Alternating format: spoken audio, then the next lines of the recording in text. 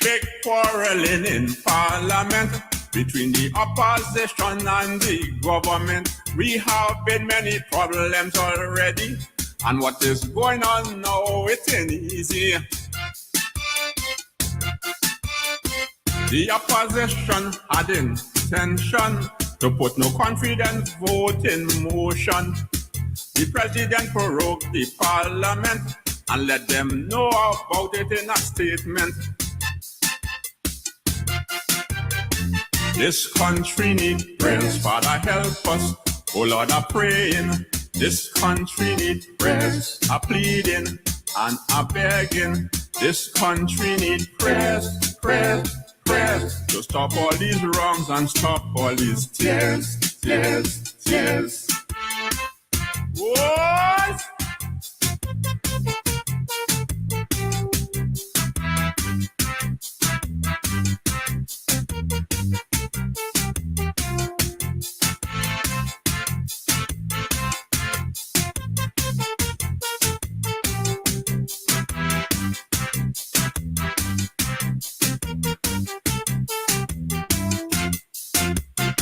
Some politicians could be so scandalous, they don't care a thing about us.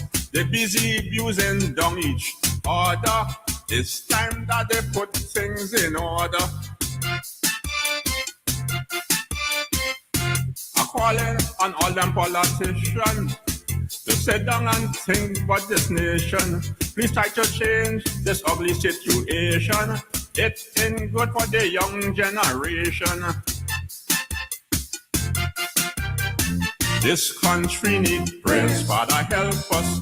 Oh Lord, I'm praying. This country needs prayers, I'm pleading and I'm begging. This country needs prayers, prayers, prayers to stop all these wrongs and stop all these tears, tears, tears. What?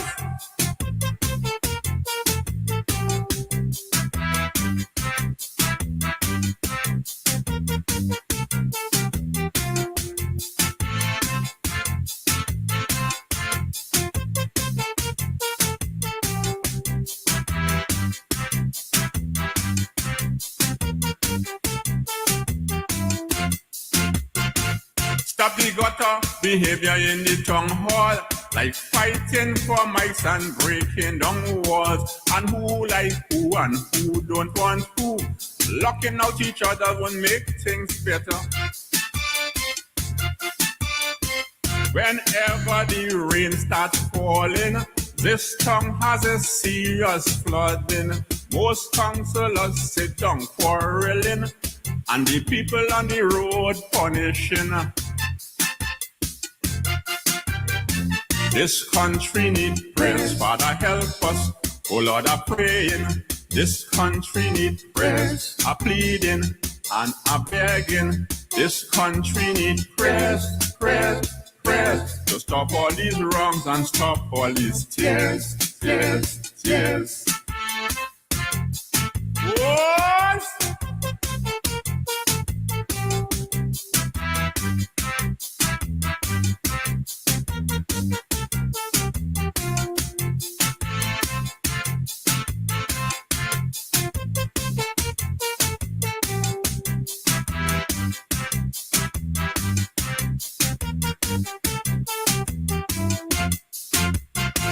I want to know what gives some people the reason to watch the dirty linen in the open. Other people have disagreement, but they don't settle it on the pavement. They're robbing people right inside the church. The take where they post things is getting worse. It ain't fair for people to be working and getting gone down for what they're earning. This country needs prayers, Father help us. Oh Lord, I'm praying. This country needs prayers, I'm pleading and I'm begging. This country needs prayers, prayers, prayers to stop all these wrongs and stop all these tears, tears, tears. What?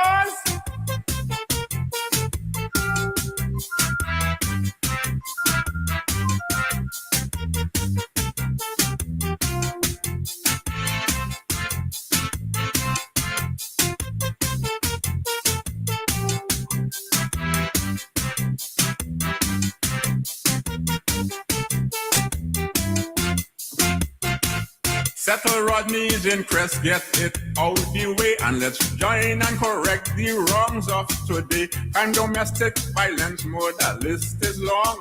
All churches must preach to correct the wrongs. With the suicide rate adding to the list, Father, these and other things, please help us to fix. We don't want this country to get worse, and we must always put this nation first. This country needs prayers, Father, help us. Oh Lord, I'm praying. This country needs prayers, I'm pleading and I'm begging. This country needs prayers, prayers, prayers to stop all these wrongs and stop all these tears, tears, tears. What?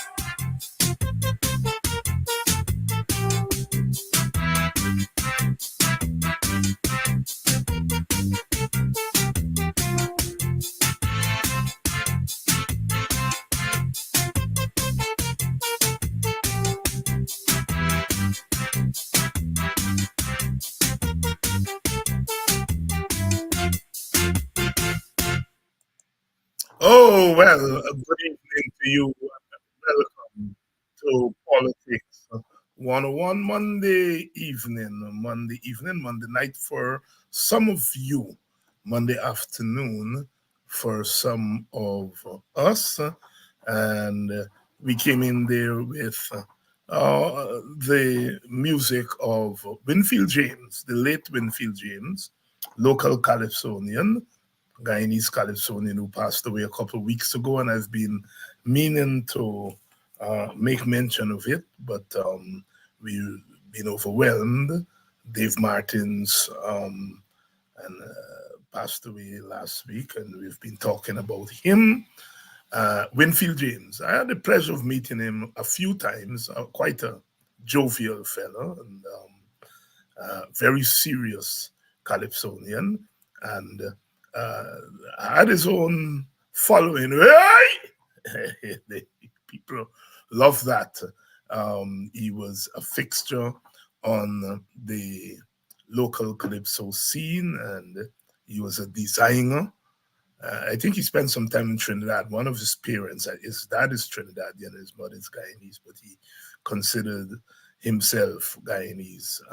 Passed away after a period of illness. May, of course, his soul rest in peace. The country need prayers. The country need prayers. This country need prayers. One of the calypsos that paints that broad, uses that broad brush to chastise our politicians. Professor Gordon Rollier refers to it, the social rebuke. One of the roles that the Calypsonian has played, a social rebuke, political rebuke, rebuke of our leaders. This country needs prayers, and Winfield James there did not spare any politician, any political party, all of them. He chastised in that calypso. Welcome to all of you who are joining us. Another Calypsonian passed away last month, and it was brought to my attention only a few days ago. Ayambo. I first saw him in the 90s. I understand he was more of a composer.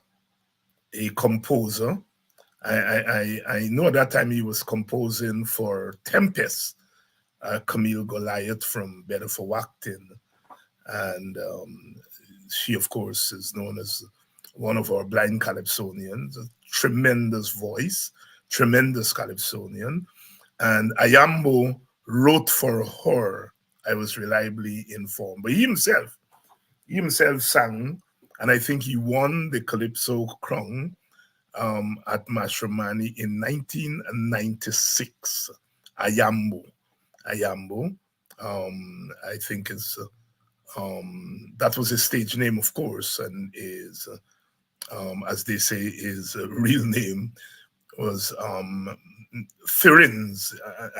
He was quite a musician, and he taught music. He taught music at various institutions in Guyana, and he passed away last month. And I was searching because I know I have in my archives a calypso by Ayambo. I think the very year that he won the crown, 1996. Today I meant to look for it, but didn't get around to it. But may his soul rest in peace. Ayambo, calypsonian, composer, and musician, music teacher. And of course, we came in with the Oi man, Winfield James, who passed away a couple of weeks ago. I think they're having a night of reflections, a wake for him at Transport. I think it's tomorrow night. Somebody sent me a note earlier today. I think the Calypso Association, they're having a night of reflections. That's the new name now. Wake for him at Transport. And I think that is tomorrow night. That's Winfield James. As the Congo people would say, Congo Creole, see them a go away, one by one. See them a go away, one by one. Congo Creole, one by one. Sandra saying Winfield James was my neighbor. Yes, condolences to his family. Congo people say Congo Creole, see them a go away, one by one. Of course, the Christians say everyday souls are passing away. Everyday souls are passing away. The Rastaman say, one bright morning when my work is over, I'll fly away to Zion. One bright morning when my work is over, I'll fly away to Zion. Three aspects of our culture: the Christian aspect, the African spiritual aspect, and of course, the ever-present Rastafarians. Fly away home to Zion. One bright morning when my work is over, I'll fly away home. Fly away and swim back to Africa. It's always been part of the African narrative, the African musical narrative. If I had wings like a dove, I'll fly. If I had wings like a dove, I'll fly. And since I have no wings, I've got to sing. Rest in peace, brothers, and go back to the ancestors and go back to your gods. Good evening to you and welcome to this evening, Politics 101. We're not going back, as the Rasta man said, we are stepping forward. We are forwarding, always forwarding. The Kamala Harris campaign mantra. We're not going back. And that train is moving. Time to get on the Harris train. Train is moving. This train is headed to Mount Zion.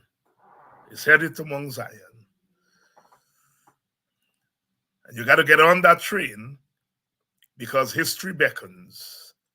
I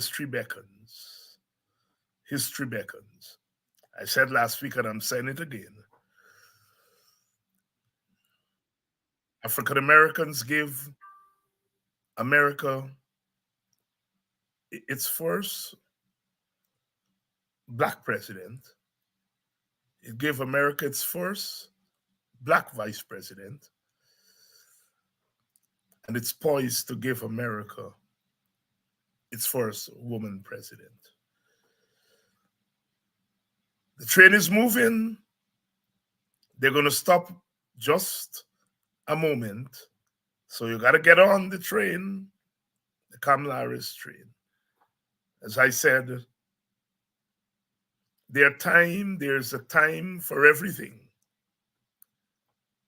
There's a time to get in there and open up the candidate and what he stands for or she stands for. There's a time for issues. But there's also a time for history making. History making. And this is one such time. I've said here, and I'm sure some of you share my view. I don't share Kamala Harris's political views on a number of issues. I don't. She's the quintessential Democrat, Democratic Party, and she, of course, carries the party line. And the party line is often out of step with the line of its constituents. On the issue of Gaza, for example, the Democratic Party is out of step with its community of color, as they say in America. I don't like that term. People of color. So I'll use community of color. Out of step with Black people and brown people and immigrants and so on. We know all of that. We know all of that. And some of you quite rightly are saying the alternative to Kamala is Trump. And if nothing else, you want to vote for Kamala because of Trump. Well, I'm adding another dimension. Even if you felt that an anti-Trump vote is not enough, here's another reason for voting for Kamala. She's going to make history. If you elect her, she's going to make history. When Obama was elected 16 years ago, the world stopped. And the heartbeat of the world began to beat differently the second after Obama was officially declared a president. The heartbeat of the world started to beat differently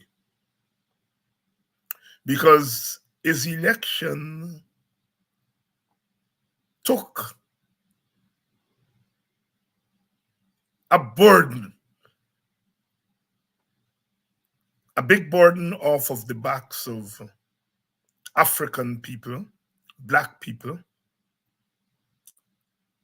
non-white people, because his election made a statement that when the rules are the same and the playing field is as level as it could be,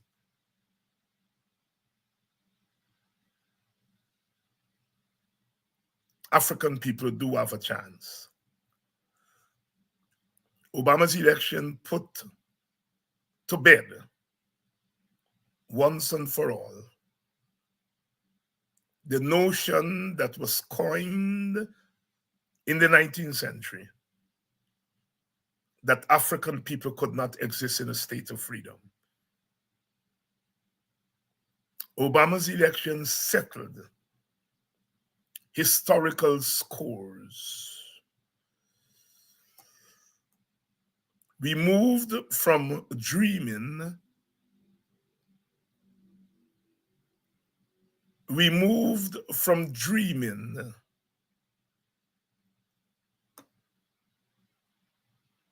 to the reality. When Dr. King, on the eve of his assassination, said, I've been to the mountain top and I've seen the promised land. I may not get there with you, but we as a people will get there. He was prophesying. The prophetic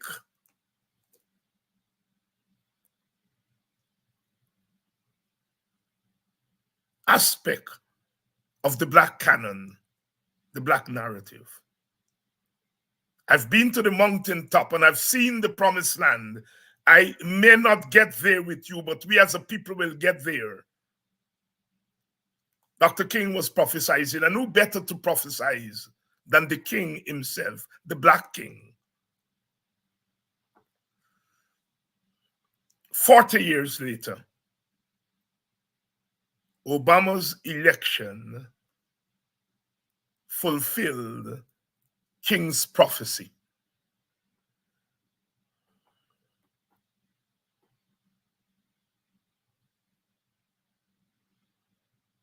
And so, for those of us who are political scientists and political junkies, who today look back at Obama's presidency and said, well, Obama did nothing for Black people. He did nothing to help Black people, and so forth.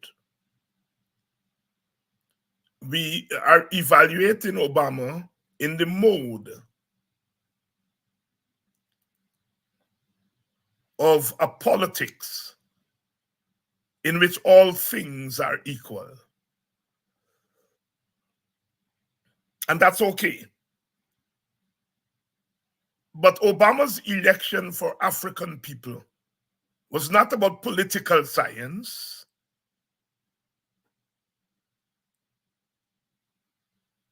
It was not about political polls. It was about fulfilling the dream. The dream. When Dr. King first uttered that dream in August of 1963 in Washington, D.C., I have a dream that one day, I have a dream that one day,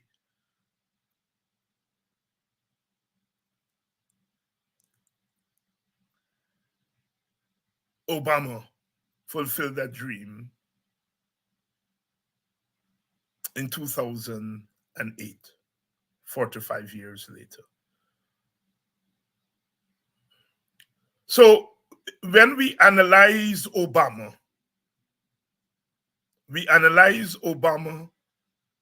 not only from a political science standpoint, but we analyze him from the standpoint of history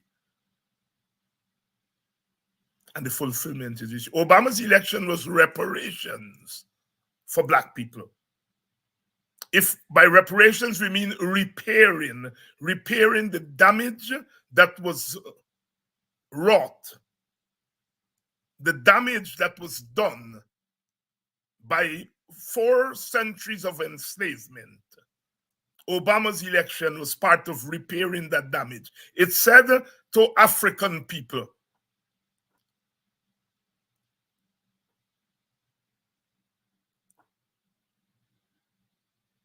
that we are people too. Reverend Jesse Jackson said his famous slogan, I am somebody. Obama is bringing all of that together in 2008. What I'm actually saying here is that we have to develop our own point of analysis of our leaders as we go forth with Kamala. It's not about whether she is charismatic enough. It is not about whether she is exciting enough. It is not about whether we agree with our political stance on issues. For us African people, and it should be for all people, our election takes us to a new plateau, a new understanding of our historical reality. And that's why we should vote for. I hear some of my friends say, I can't vote for the Democrats. I'm going to stay home. I'm going to stay home. And I'm saying to you that you are working against the dream when you stay home. A vote for Kamala is not just a vote for the Democrats. That's for non-black, non-brown people. For brown people, a vote for Kamala is not just a vote for the Democrats. It's a vote for the fulfillment of the reparation that is due to people of African descent. The repairing, that's what reparation is about. You're voting for reparations.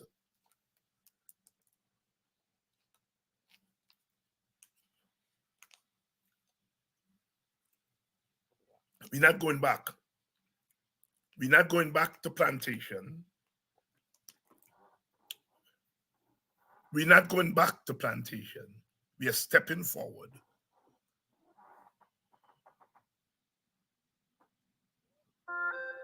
A stepping razor. What's my style? I'm dangerous. Brother Peter Tosh. What's my style? I'm dangerous. We're stepping out and we're stepping forward.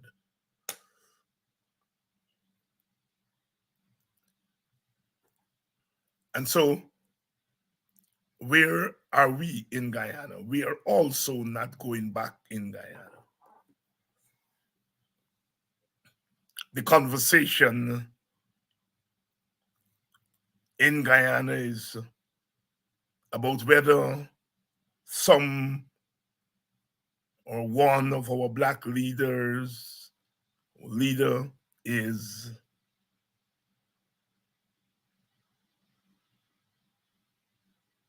worthy of becoming president, and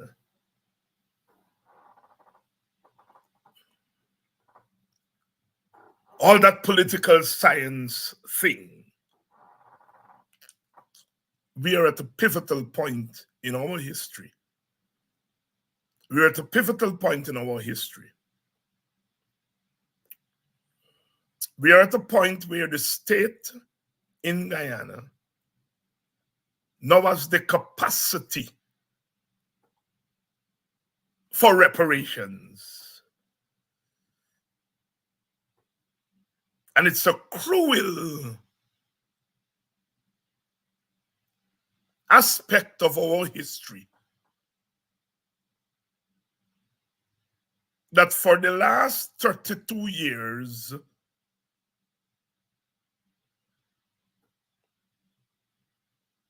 "27 of those years, the children of Africa have been left out of the governance of our country.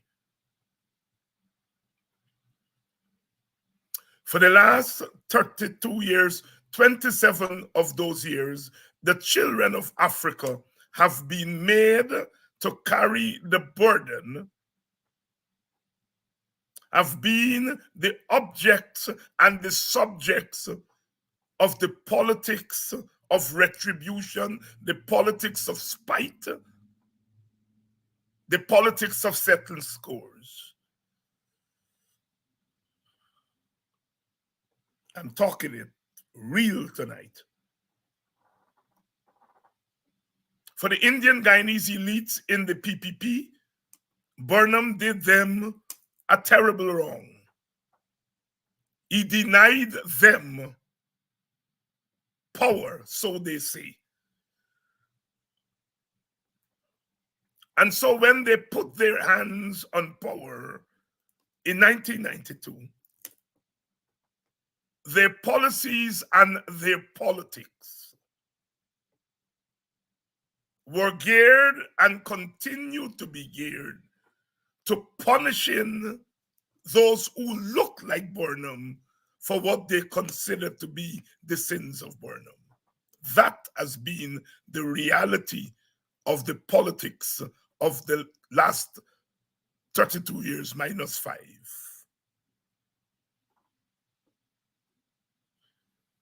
You see, in politics as in life, there's what we call the text,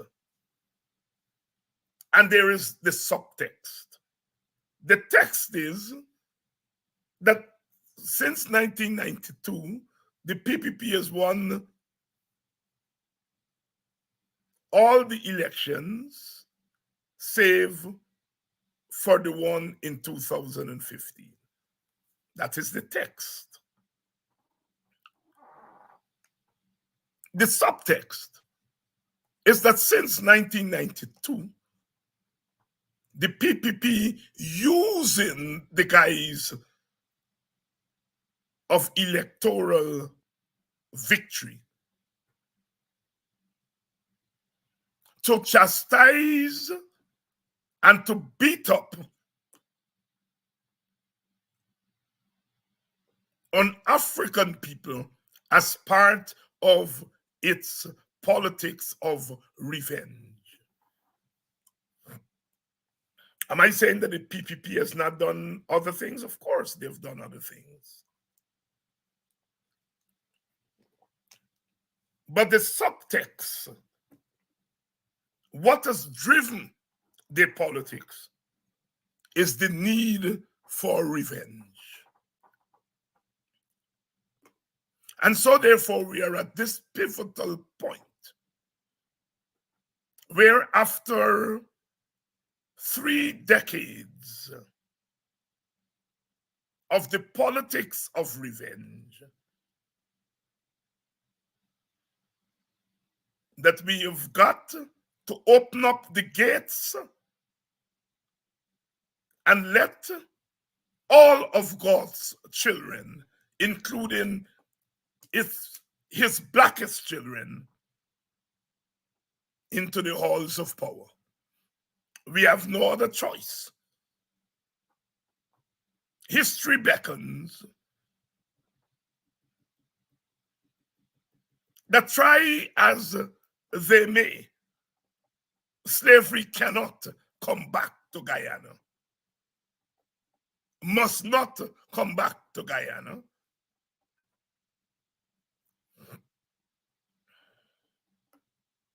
In any guise. And so it's time to put an end to the politics of revenge that masquerades as democratic politics. There's nothing democratic about shutting out half of the population from the practice of decision making because of their skin color.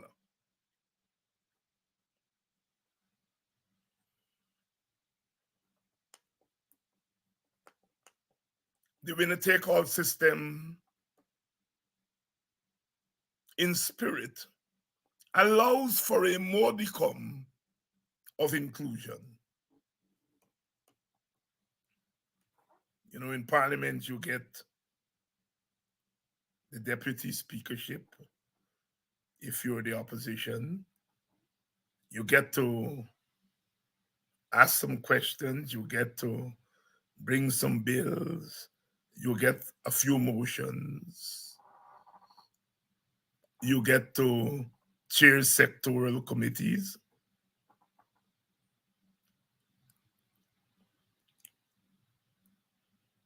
That's inclusion in spirit, not in letter, because at the end of the day,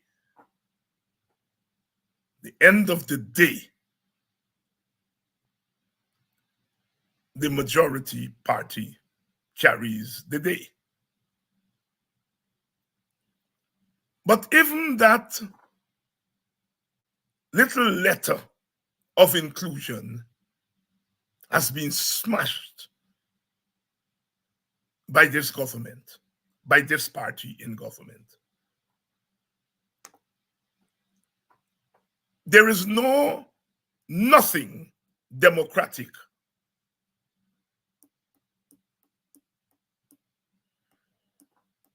about one party with one seat majority making all the decisions about how you spend $1.2 trillion and more.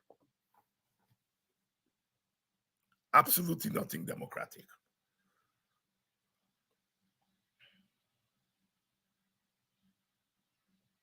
And so we are at this point where we have to put a stop to it.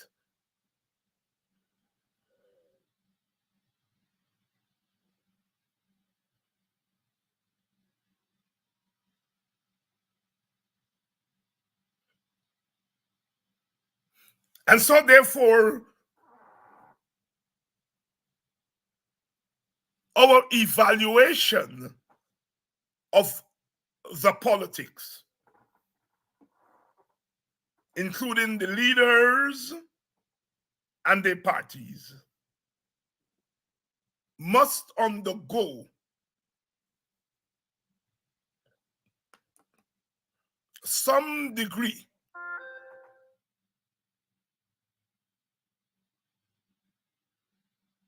of adjustment.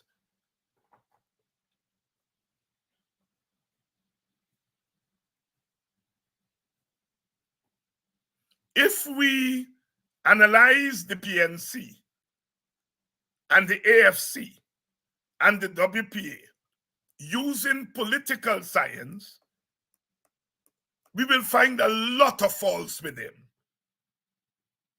A lot of faults. They held power for 5 years. And if we were to analyze the way they use that power, we will find a lot of faults with them.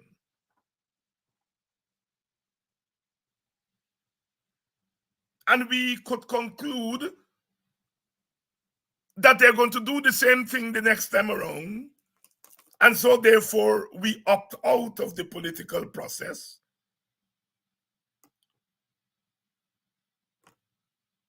Or God forbid, we got down on our knees and crawl behind our oppressors.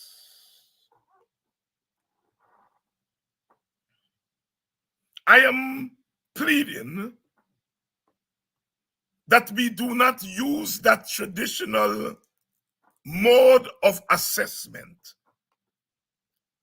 that we construct a mode of assessment that is consistent with where we are now politically.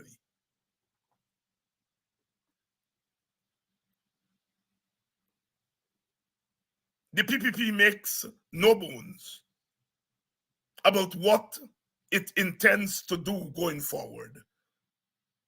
It intends to dominate our politics and our society. And you don't dominate birds, you dominate people. And the people your domination targets most are those who did not vote for you.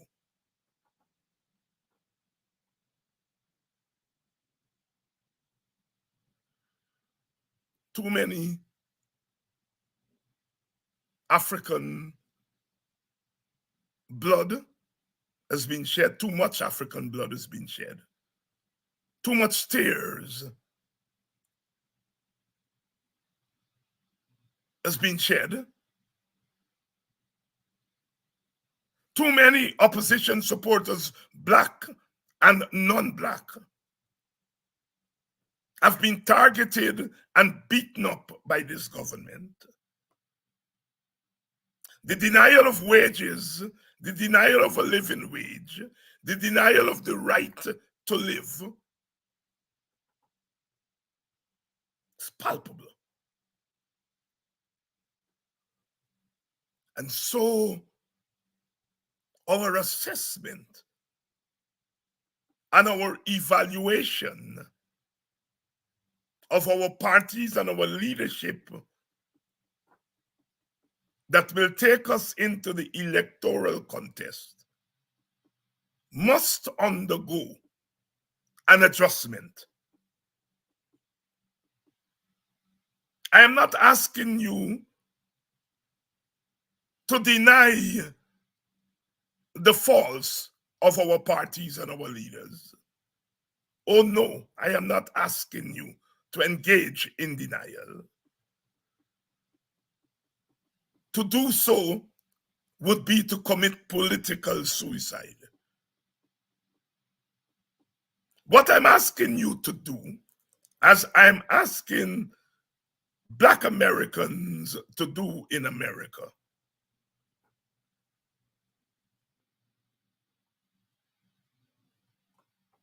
is to think inwards first before you go outwards. You see, if you think outwards first,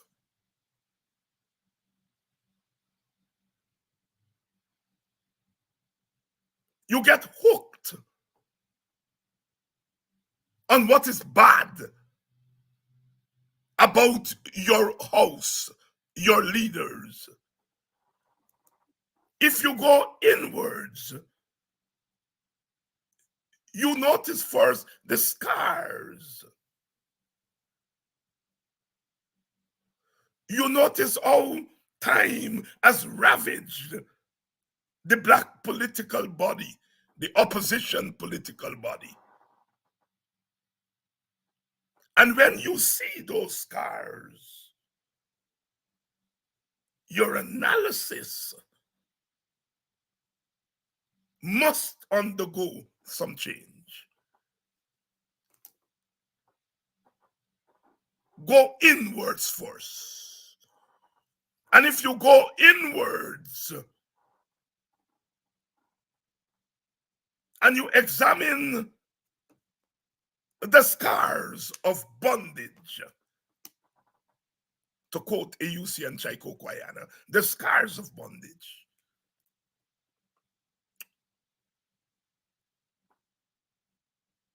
then you do not deny the faults of the PNC and the ASC and the WPA, but you put them in context.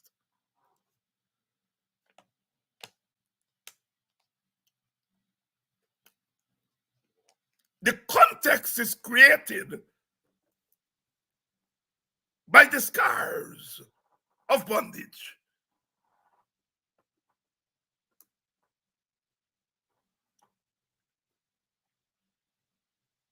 Politicians like to make themselves fools. Winfield James said this country needs prayers because all of them full of nonsense. Oh yes, I know that. I've been hanging out with them for 50 odd years.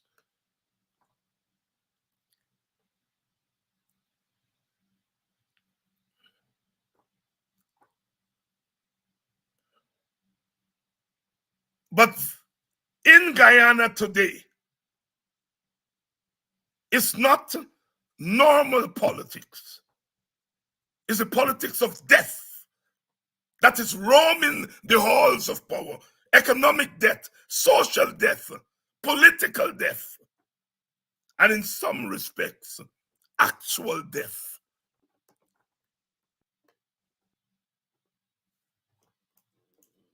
Death is normative. Death is inevitable. Death is real.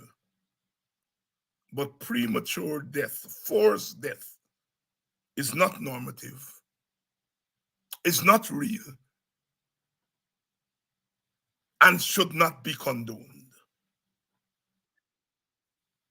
I'm laying out tonight a new basis for our evaluation of our political reality.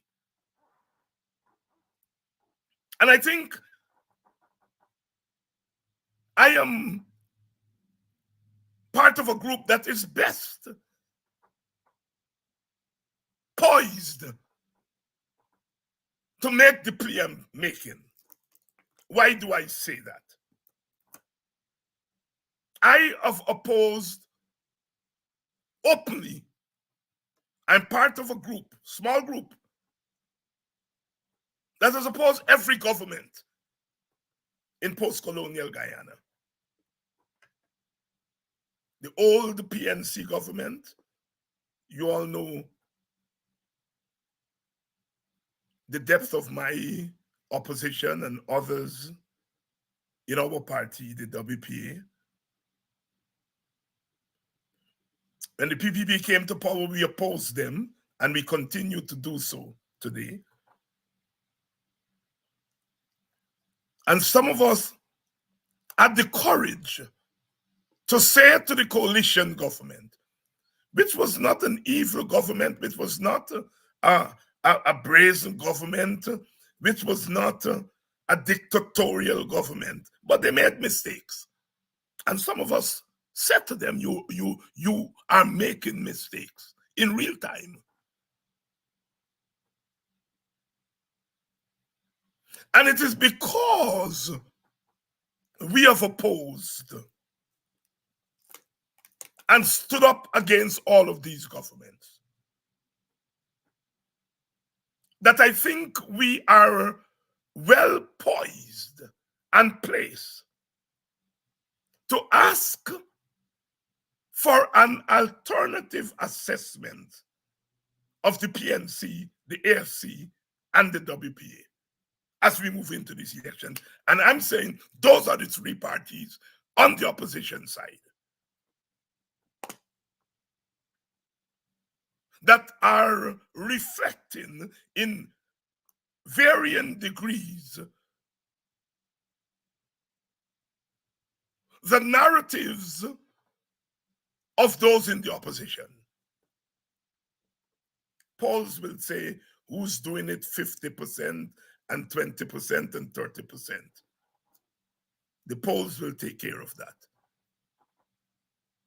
But you have to be dishonest if you walk the halls of the opposition, the communities of the opposition, and do not recognize that these three political formations in varying degrees represent the thought process, represents the cries, represent the pain, represent the promise of freedom in our community.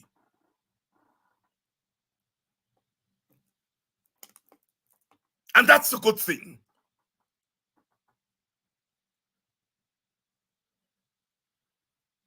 It shows that our opposition community is not a monolith.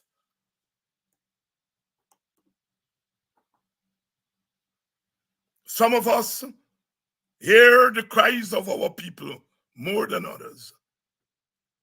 Some of us cry with our people more than others.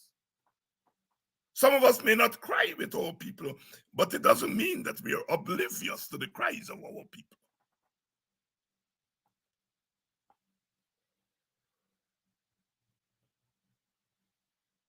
All of us are involved, says Martin Carter, because all of us are consumed.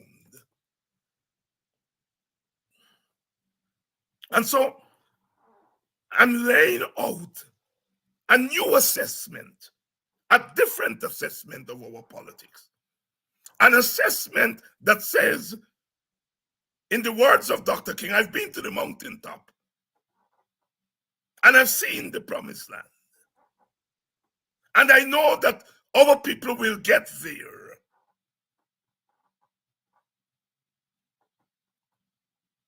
We must not bring the bar too low so that our leaders can just tiptoe over. That's not what I'm asking. I'm asking for the bar to be kept high.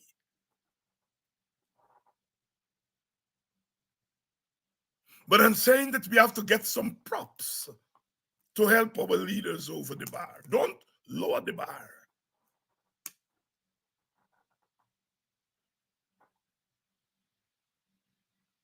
It can't be, I ain't going with Nigel Hughes because he got some conflict of interest. I ain't going with Norton because he ain't presidential. I ain't going with David Hines because he's too radical. It can't be that. That's politics as usual. We have to go beyond the politics of usual. The usual politics.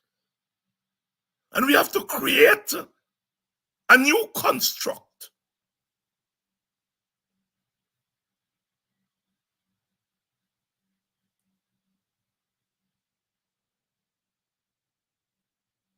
This is about the survival of the nations and ultimately the survival of the nation.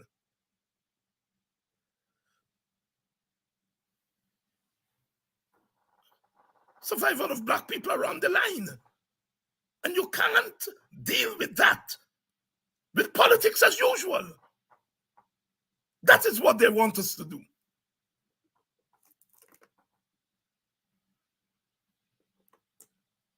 So,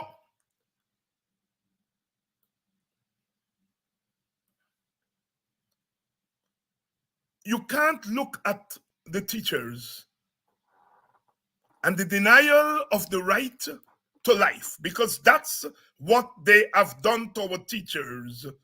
They've denied them the right to life because they've denied them a living wage. The denial was done by the government, co-signed by President Light. We should not go light on President Light, but we ought to recognize that this is not the handiwork of President Light. It is the handiwork of President Ali and Barrett and Manik Chan. It's their handiwork. The denial of the right to a living wage and ultimately the right to life. What Light has done is that he has co-signed it.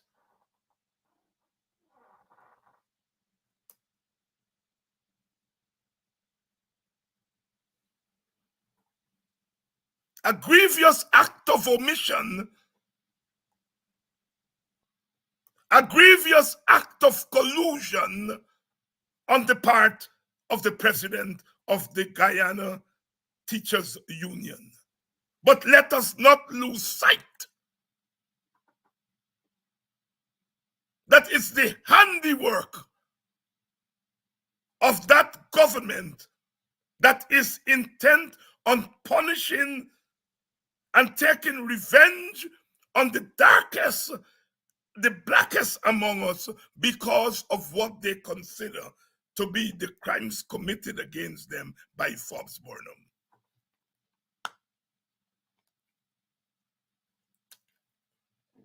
And if you understand that, then you have to change the way you assess where we are.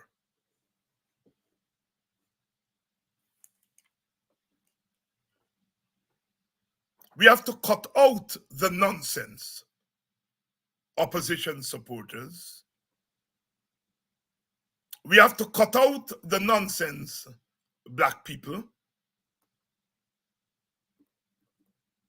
And we have to embrace something fresh.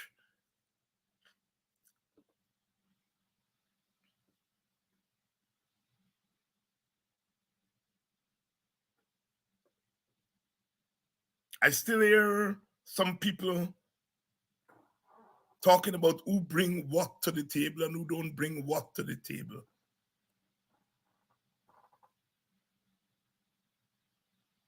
And these are people who not talk about constructing a table. And these are not people who are recognizing that we are not at the table.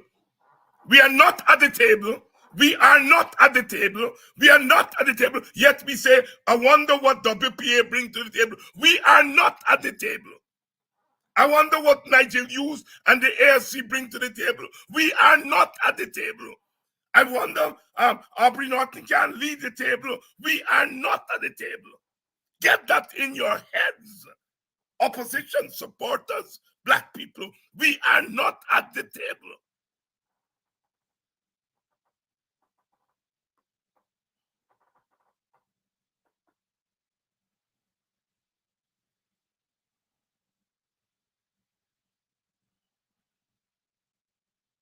You all understand the nonsense that we Black people sometimes talk, and sometimes our leaders encourage it? I wonder what he bring to the table. I wonder what they bring. What's table?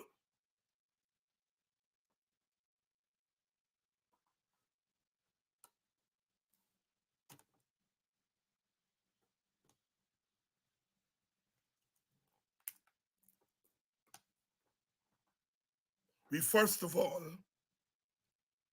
have to construct a table. A table that we can climb on and use that as the stepping stone to the mountaintop, the real table.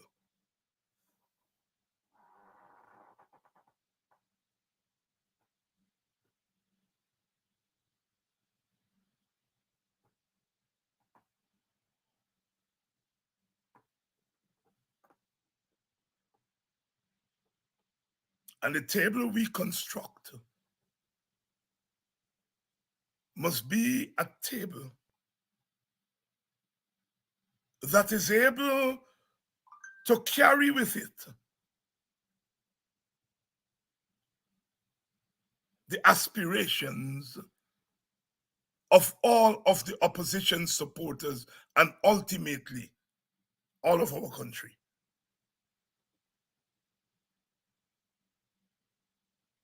We are in the process of constructing that table that will be the stepping stone to the real table.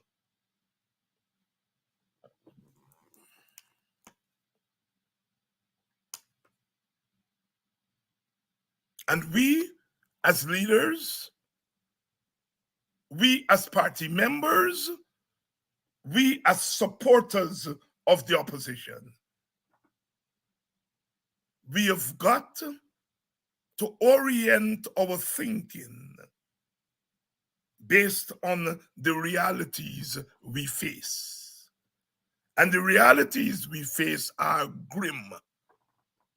Grim. Every single vote counts.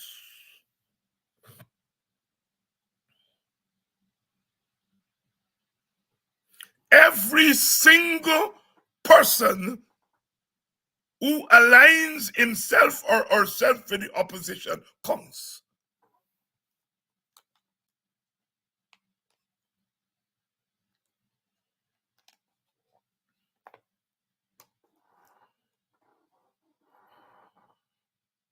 The other side is strategizing as we speak. They're strategizing in the public, they're strategizing in the private.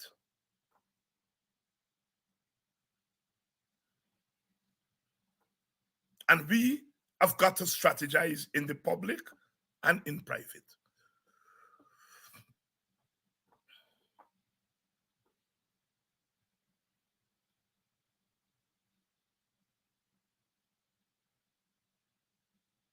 Think differently. Our thought process must be guided by a sense of camaraderie, not confrontation. Comrades disagree.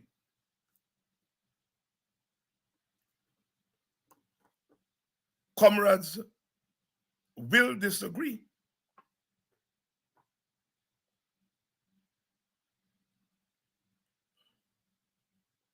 But the camaraderie must be what should guide us. In recent times, we've been disagreeing in the most uncomradely way. We've got to stop it. We've got to stop it. You see, when we have finished busting up one another, it's hard to go back and say to our supporters, I was just playing politics. Let's all get together now. You see, after you bust up one another, you can't go back to people and say, I bust up my comrade because I disagree with him. Let's all come back together.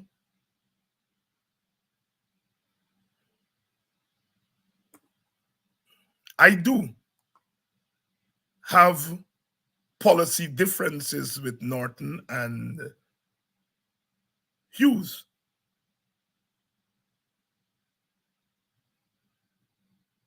Maybe ideological differences.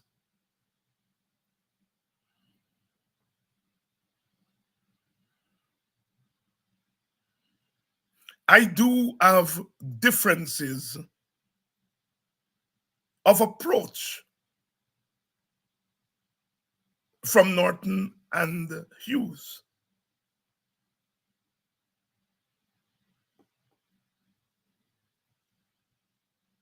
I do have tactical differences with Aubrey and Nigel.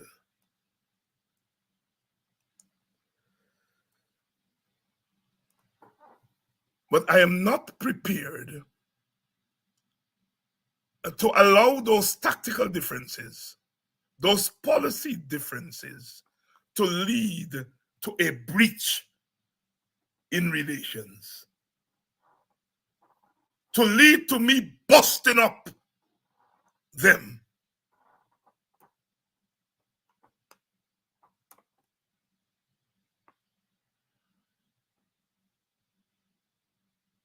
That is the lesson that we've got to learn here.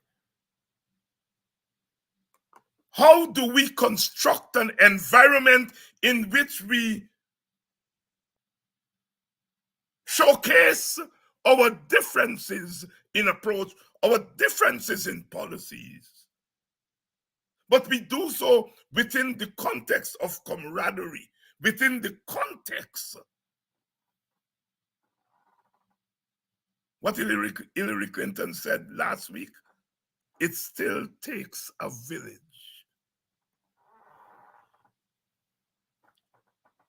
How do we disagree without breaking up the village?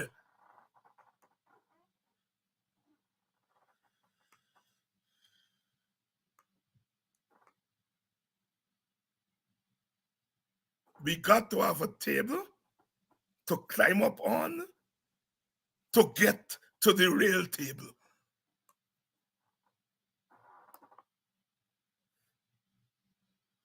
We have to turn our differences into diversity.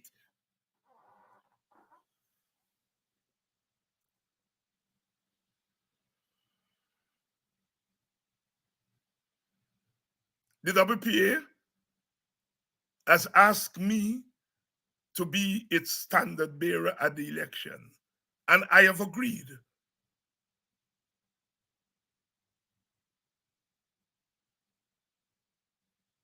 Not because I have some grand ambition.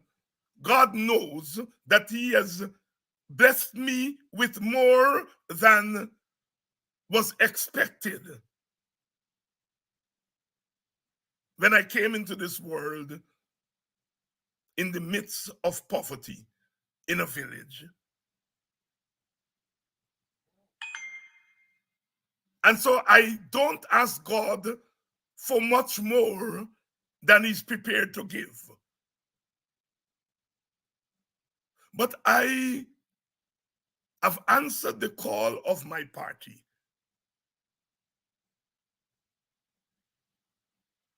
to get in to this electoral race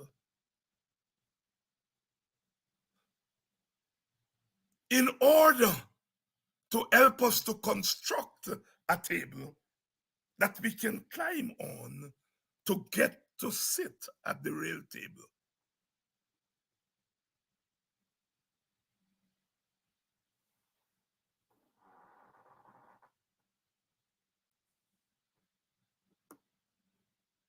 There are some things I say because I can say them,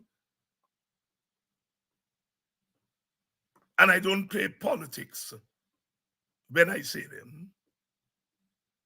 And I'm painfully conscious that my other brother leaders, there are some things they will not say, maybe cannot say.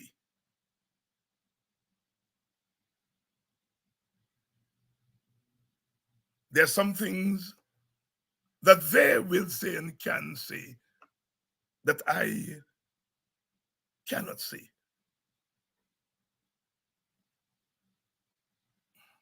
At the end of the day,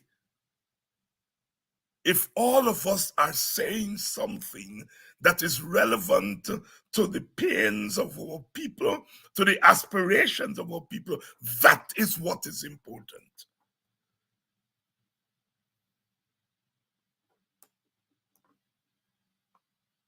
I'm old enough to remember that 1988 speech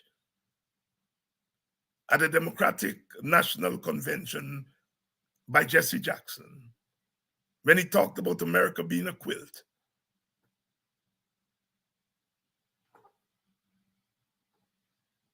I remember being moved to tears, not just by his eloquence, but by his demonstration of what it means to build diversity out of difference.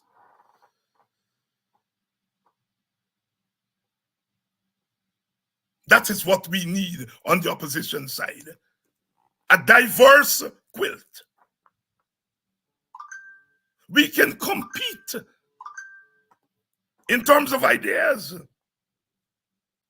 The concourse of ideas is not bad. We can compete in terms of our approaches. But the ultimate competition is against those who hold our country at ransom and who hold the state of Guyana in their hands and are destroying our people and our country. That's what the real competition is about. That's who we ultimately must compete against. We compete in the opposition side in order to complete our diversity.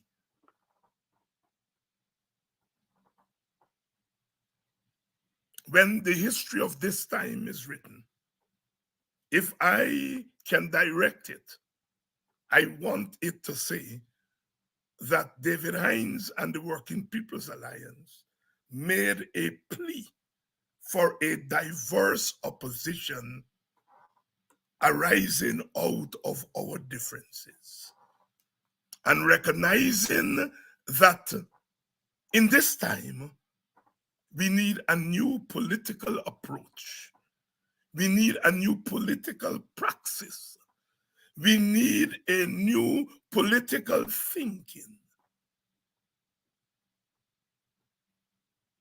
that will see us through. My mentor, one of them, but the one who mentored me the most, without saying I am your mentor. In 1953, when the white people get him vexed, he said, this confounded nonsense must stop. And the time has come for this confounded nonsense in Guyana to stop. And if we're going to stop it, we have to do it with sense, we got to do it with dignity, and we have to do it in unity. In unity, not a blind unity, but a unity in motion, unity in action, a unity that respects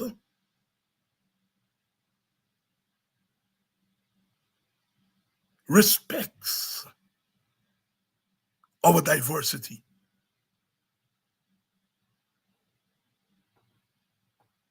And so we are moving on. We are moving on with purpose, and we are laying before you something to think about and to begin to put in practice now.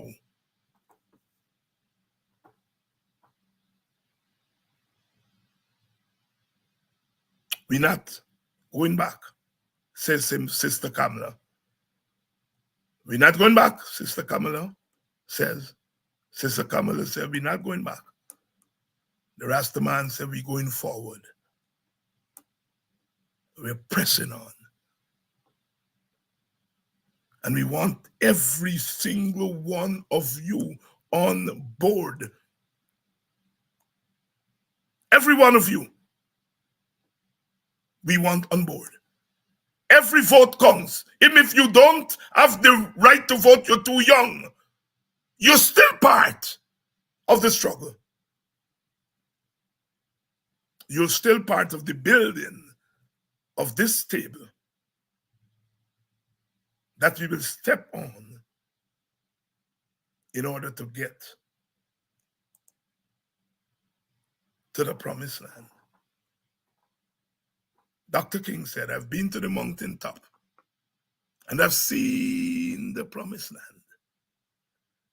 He said he may not get there, but as a people,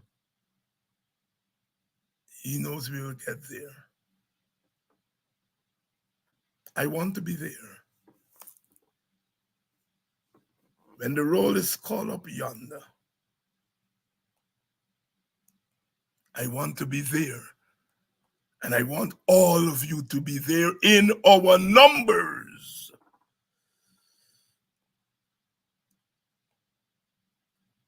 In our numbers. To get our rightful place at the table that we help to carve with our own hands and our minds, our imagination. And that table is now stolen away from us. And we must build our own table to step on so that we can get to our rightful place at that table. I love you all because I must. Love is not something you wish. Love is not something you buy in the shop. Love is something that comes from deep within your belly. From deep within your soul.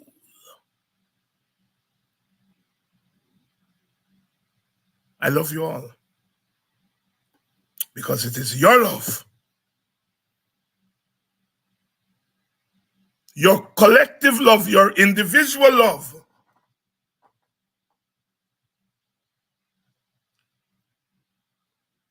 that have made all things possible, guided by your gods, guided by your ancestors,